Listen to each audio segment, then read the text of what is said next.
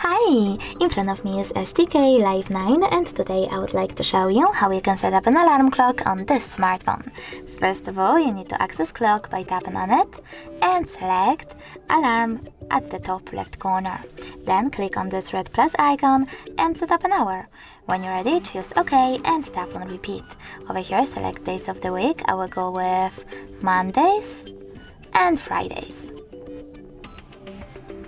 Then click on Vibrate to disable or enable vibrations and tap on Label. Now you can label your alarm however you wish to. I will go with Work and choose OK.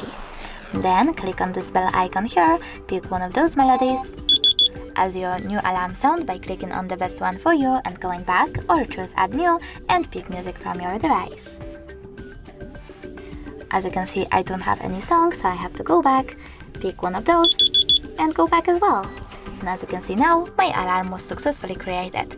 You can always turn it off completely by tapping on the switcher next to it and turn it back on the same way. If you wish to delete it, click on the little delete icon under label, and now it's gone. Thanks so much for watching. If you enjoyed this video, leave a like, comment and subscribe. Bye!